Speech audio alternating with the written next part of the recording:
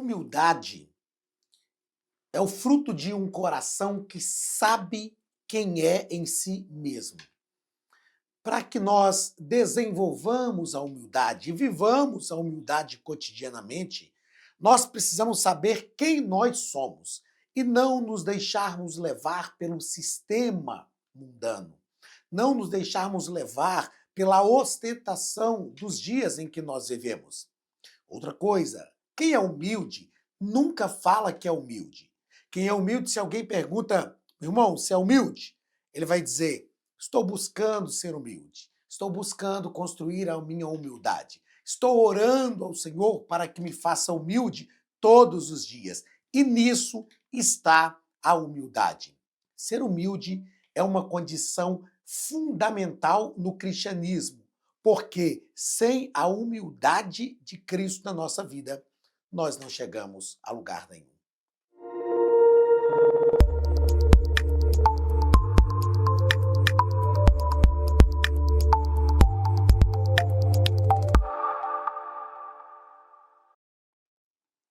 Queridos, sejam bem-vindos à Academia de Pregadores. Eu sou o pastor Anderson Silva, estamos juntos nas nossas lições bíblicas de escola dominical. Estamos estudando o segundo trimestre de 2025, com lições comentadas pelo pastor Elienay Cabral. Estamos tratando sobre E o Verbo se fez carne, Jesus sob o olhar do apóstolo do amor, João, aquele que esteve perto de Jesus como ninguém esteve, aquele que reclinava a cabeça no peito de Jesus, é sobre a visão desse apóstolo amado que nós estamos estudando este segundo trimestre de 2025. Na aula de hoje, estudaremos a lição de número 8, do dia 25 de maio de 2025. O título da nossa lição é Uma Lição de Humildade. Tudo que Jesus fez, ele fez com o propósito de ensinar.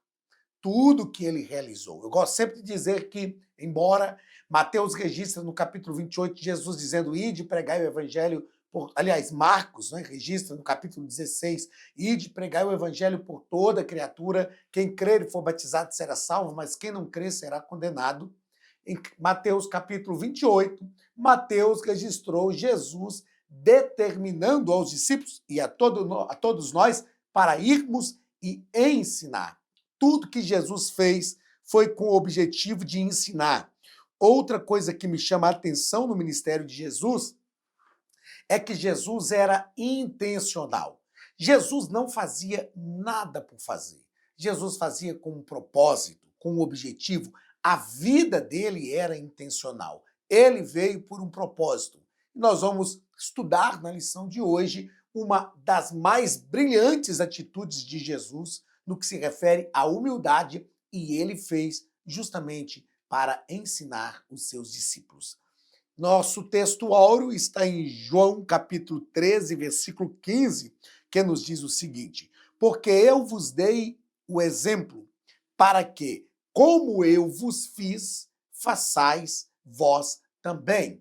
Jesus está deixando claro para nós que tudo o que ele nos determina, tudo o que ele nos pede para fazer, é porque ele já fez primeiro. Ele nunca vai fazer algo, nunca vai nos mandar fazer algo que ele não conhece, que ele não tenha feito. Por isso, o texto áureo nos ensina que ele fez, é o que nós conhecemos como a cerimônia do lava-pés, ele lavou os pés dos apóstolos, dos discípulos, né, então ainda discípulos, e disse, eu vos dei o exemplo, faça como eu fiz. Verdade prática nos diz que a submissão e o serviço são características de maturidade e grandeza no percurso do crescimento espiritual do cristão. É interessante, né, nós pensarmos nesses dois termos, aliás, três termos aqui, né? Submissão. O que é estar submisso? É estar debaixo da mesma missão. E serviço. O que é o serviço? É servir alguém, é prestar um serviço a uma pessoa. São características de maturidade e grandeza. Infelizmente, como nós vamos ver na lição de hoje, estas duas coisas estão sumindo da nossa sociedade: maturidade e grandeza. A maturidade ela é desenvolvida ao longo da vida. A maturidade é desenvolvida ao passo que nós vamos crescendo, envelhecendo. É claro que maturidade não é envelhecimento, não é exemplo de envelhecimento. E nem todo mundo que envelhece amadurece também, mas tem que ser algo lógico. Outra coisa que está desaparecendo é a grandeza. A grandeza real, verdadeira. A grandeza, primeiro, dentro de si mesmo. Uma grandeza que extrapola o indivíduo e chega fora dele, na sociedade, na comunidade, na família onde ele vive. E esta maturidade e grandeza que está ficando escassa é resultado, esta escassez é resultado da falta de submissão e da falta de servir. Eu gosto de dizer sempre que essa geração é a minha geração, mas eu vim de pelo menos 2 ou 3 gerações anteriores. E na minha geração, nós aprendemos a servir. A gente começava a trabalhar, por exemplo, eu na infância, comecei a trabalhar aos 7 anos de idade, trabalhar mesmo, trabalhava com um primo meu, diferente. E não era para comprar as nossas coisas, era para ajudar as nossas famílias, para ajudar nas nossas casas. Então nós aprendíamos que o servir o outro era um privilégio. E submissão. Aprendemos com os nossos pais a estar submissos aos mais velhos e pronto. E nós precisamos ovacionar isso na nossa geração. Nós não podemos deixar isso se perder como se fosse algo comum. Ah, não, isso faz parte, isso faz parte dessa transição de gerações. Não. Existem coisas na nossa geração que precisa ser deixada para as próximas gerações. Leitura bíblica em classe está em João, capítulo 13, do versículo 1 ao 10. Evangelho escrito por João, capítulo 13, do versículo 1 ao 10, que nos diz o seguinte: Ora, antes da festa da Páscoa, sabendo Jesus que já era chegada a sua hora de passar deste mundo para o Pai, como havia amado os seus que estavam no mundo, amou-os até o fim. Que lição! Lição de amor. Amou-os até o fim. E acabada a ceia, tendo já o diabo posto no coração de Judas Iscariotes, filho de Simão, que o traísse, Jesus, sabendo que o Pai tinha depositado nas suas mãos todas as coisas, e que havia saído de Deus, e que ia para Deus, levantou-se da ceia, tirou as vestes, e tomando uma toalha, cingiu-se. Estirar as vestes, é claro que ele não ficou nu, ele tirou a capa, tirou as vestes, e tomando uma toalha, cingiu-se. Depois, pôs água numa bacia e começou a lavar os pés aos discípulos e a enxugá-los com a toalha que estava cingido. Aproximou-se, pois, de Simão Pedro, que lhe disse: Senhor, tu lavas-me os pés a mim? Respondeu Jesus e disse: O que eu faço não sabes agora, mas tu o saberás depois. Disse-lhe Pedro: Nunca me lavarás os pés. Respondeu-lhe Jesus: Se eu te não lavar, não tens parte comigo. Disse-lhe Simão Pedro: Senhor, não só os pés, mas também as mãos e a cabeça.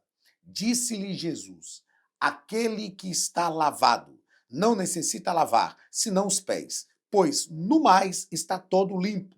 Ora, vós estáis limpos, mas não todos. Meus queridos, o que Jesus estava fazendo aqui era se tornar um servo de todos, se tornar um simples servo de todos. Jesus, ele assume uma postura que era a postura do escravo da época.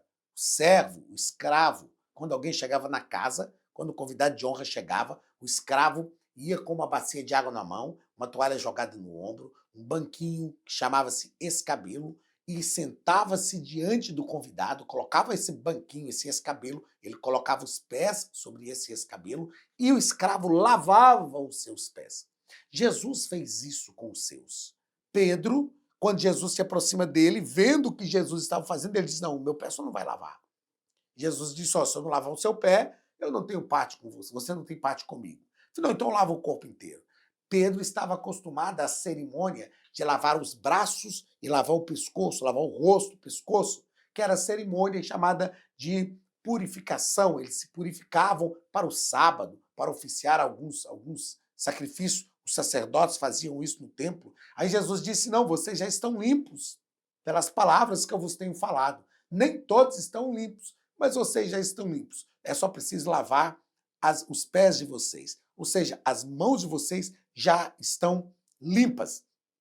Eu já ouvi algumas pessoas dizendo que quando Pedro disse: o senhor não tem que lavar o meu pé, só Pedro entendeu qual era o verdadeiro papel de Jesus, que era mestre e não escravo. Na verdade, não era isso.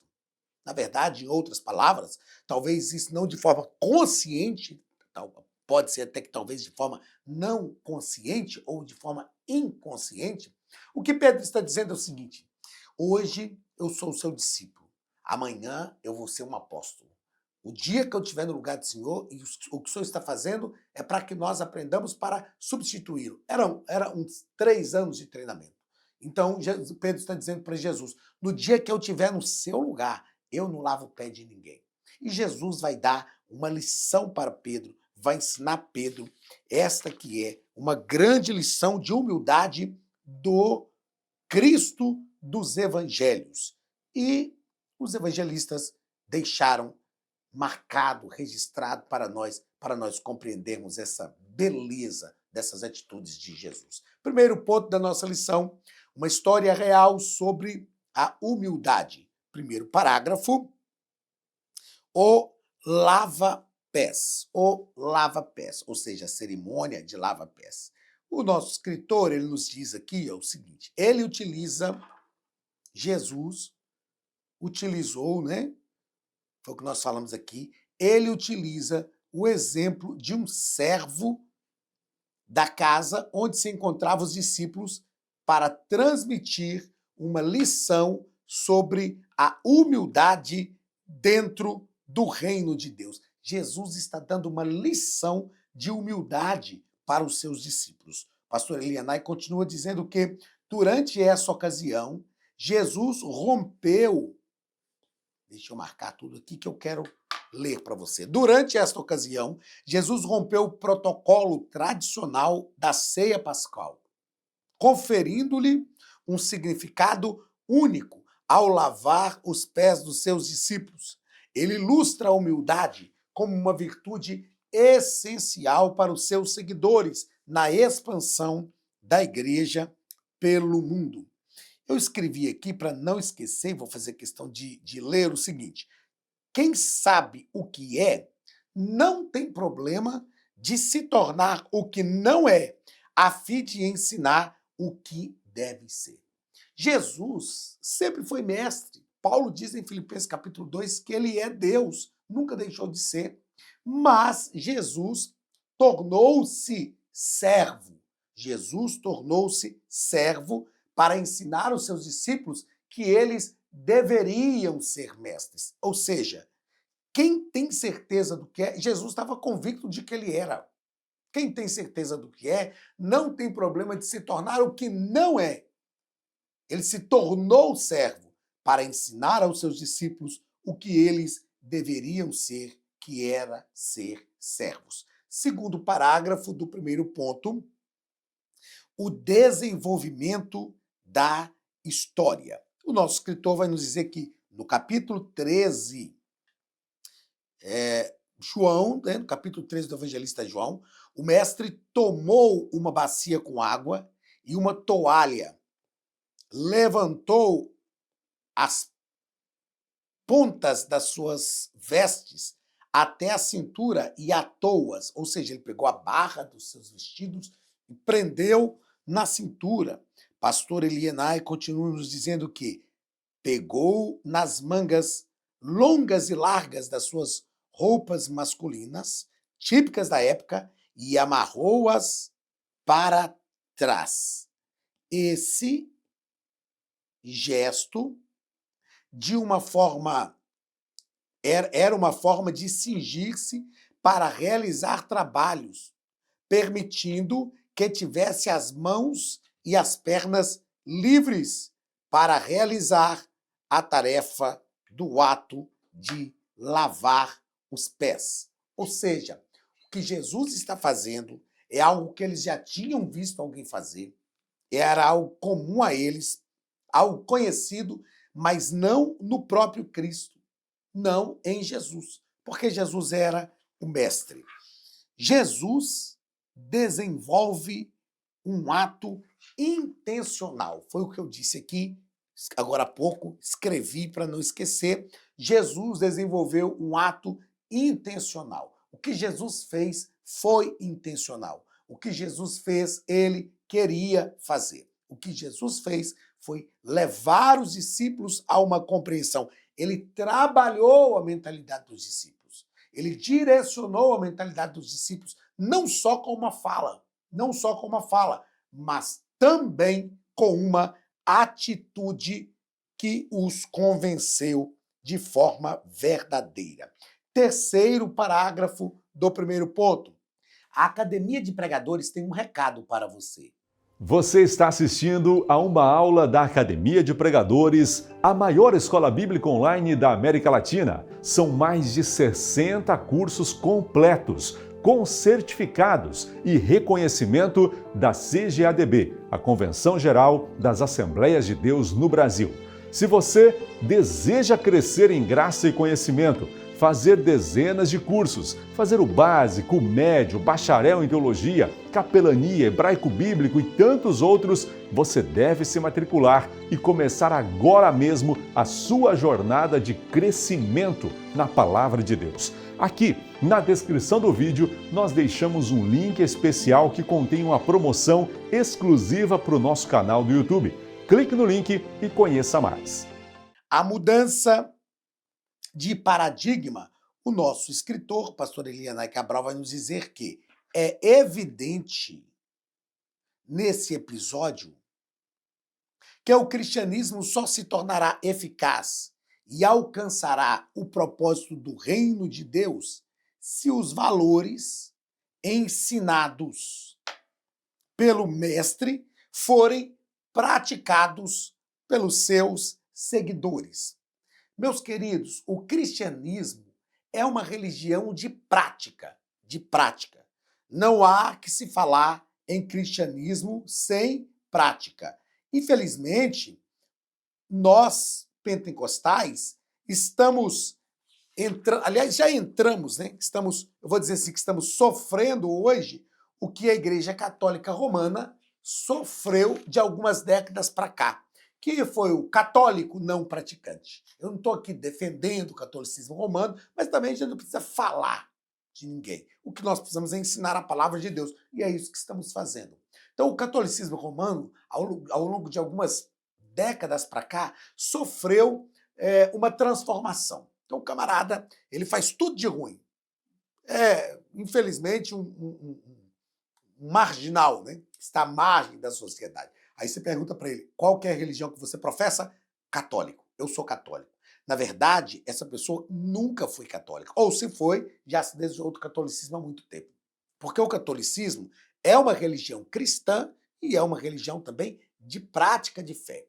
O que eu quero que você entenda, não existe cristianismo sem prática. Não existe cristianismo sem prática. Se queremos verdadeiramente ser cristãos, nós precisamos seguir o exemplo de Cristo. Não há cristão, não há como ser cristão sem seguir o exemplo de Cristo. Segundo ponto da nossa lição, humildade implica autoconhecimento. Eu falei agora há pouco que aquele que conhece a si mesmo não tem dificuldade de se tornar quem não é, para ensinar aos outros o que deve ser. Foi o que Jesus fez. E aqui no segundo ponto vamos tratar sobre humildade implica autoconhecimento. Primeiro parágrafo, conhecendo a própria natureza. Jesus conhecia quem ele era. E o pastor Elinaldo vai nos dizer aqui que ele deliberadamente. O que é algo deliberado? É algo que a pessoa quer fazer, faz por vontade própria. Ele deliberadamente trocou o seu papel de senhor pelo de um simples servo para ensinar aos seus discípulos a importância da humildade. Outra coisa que o pastor Elianai nos propõe é que é essencial que conheçamos a nossa natureza. Queridos, todos nós seres humanos, nós precisamos entender que a nossa natureza é má. Lá em Gênesis capítulo 8, depois do dilúvio, o próprio Deus disse: o homem é mau desde a sua meninice. Nós nascemos sob a égide do pecado.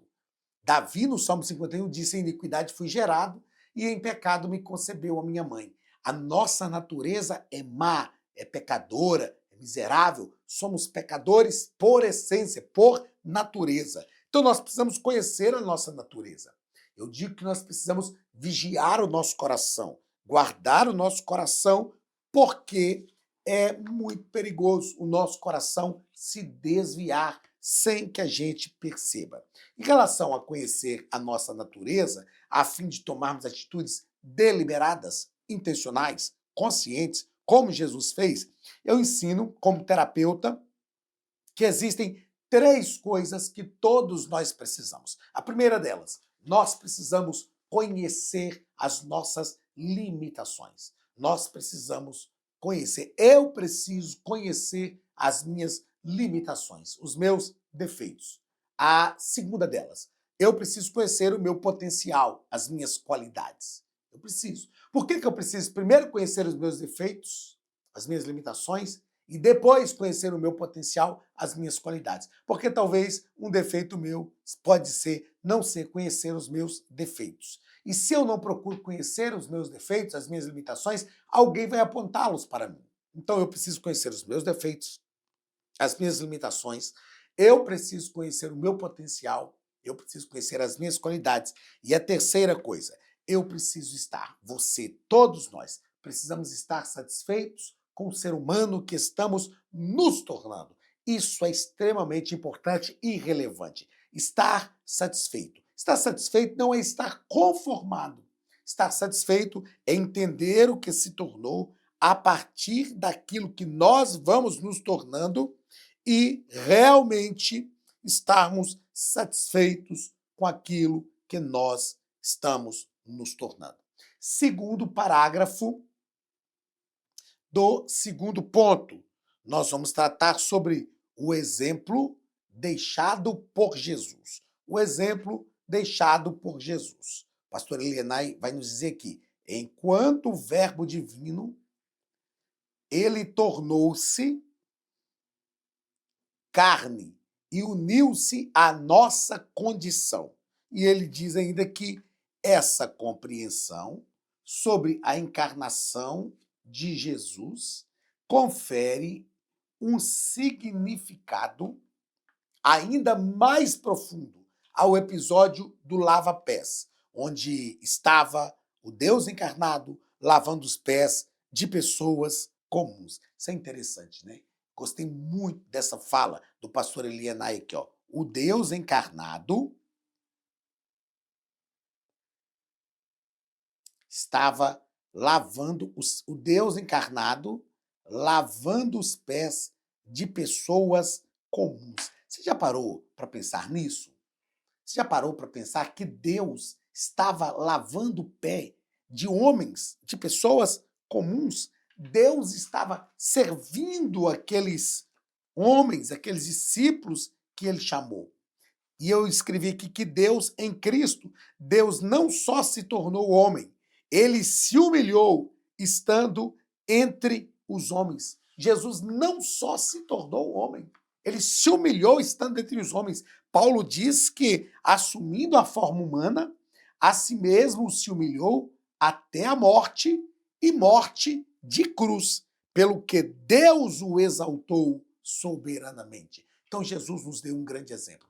A encarnação já foi uma humilhação de Deus. E humilhar-se encarnado foi o ápice de toda a humilhação que nós precisamos aprender. Terceiro parágrafo do segundo ponto, o maior no reino dos céus. O maior no reino dos céus. Pastor Elianai vai nos dizer que no reino de Deus prevalece sempre a ideia de o primeiro serve o último. Sempre, sempre, sempre. Eu gosto de dizer que no reino de Deus as coisas são paradoxais. O reino de Deus é paradoxal. No reino de Deus, quem tem, não tem, e quem não tem é que tem.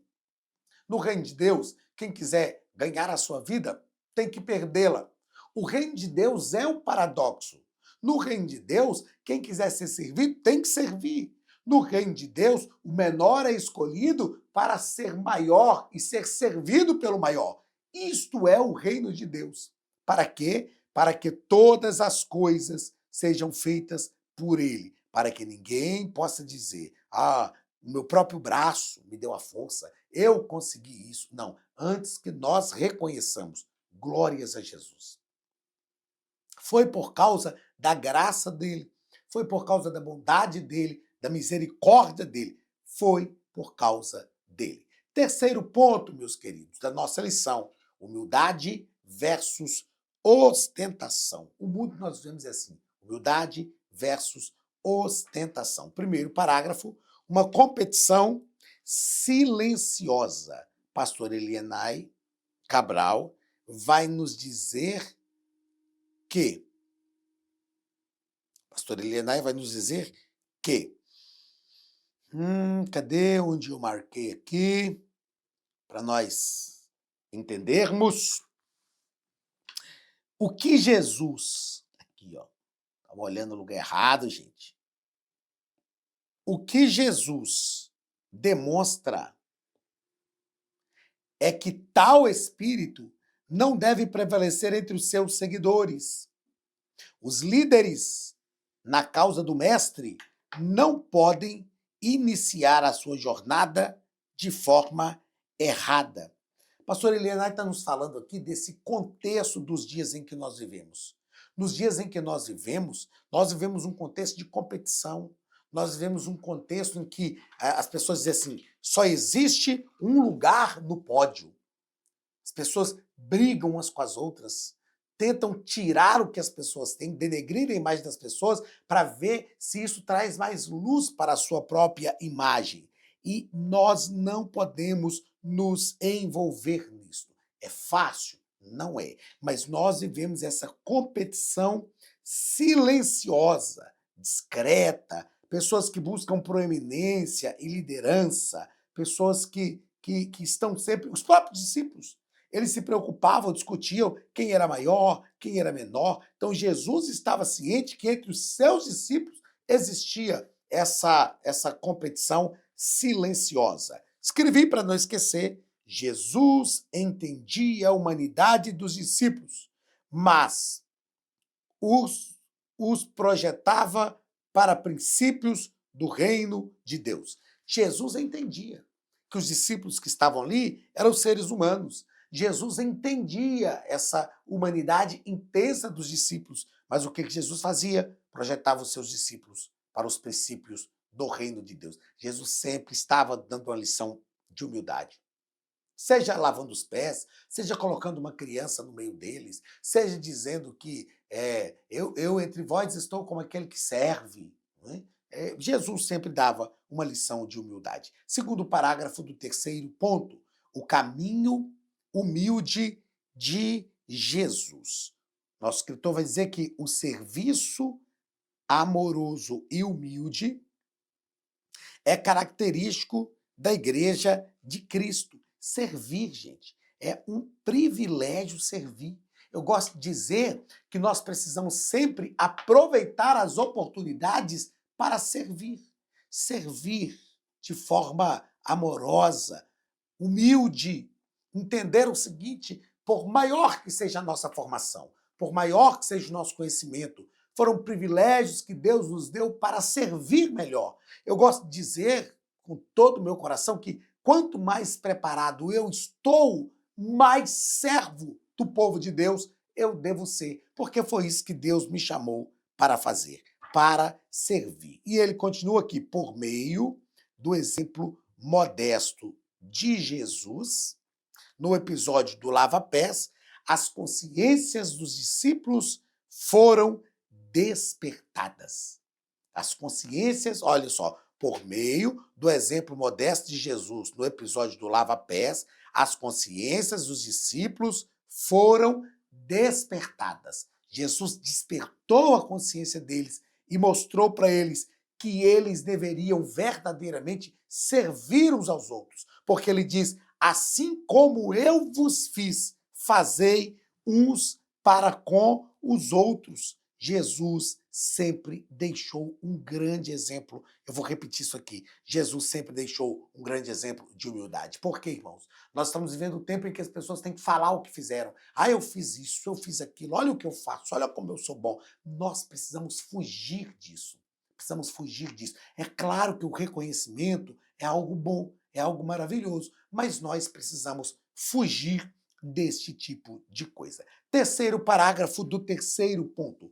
Um convite à humildade. No finalzinho desse parágrafo, pastor Elienay vai nos dizer que a lição do lava-pés é um apelo para vivermos uma existência de humildade diante de Deus em todas as circunstâncias da vida. Uma existência de humildade diante de Deus em todas as circunstâncias da vida. Nós precisamos verdadeiramente servir as pessoas. Irmãos, buscar a humildade é algo lógico, é algo simples. É só nós entendermos que se não fosse a graça de Deus sobre a nossa vida, nós não estaríamos aqui. Se não fosse a graça de Deus sobre a minha vida, eu não estaria aqui na Academia de Pregadores. Se não fosse a graça de Deus, você não estaria aí me assistindo. Porque a graça de Deus nos coloca no coração das pessoas. Então, a graça poderosa de Deus é quem age sobre a nossa vida o tempo inteiro.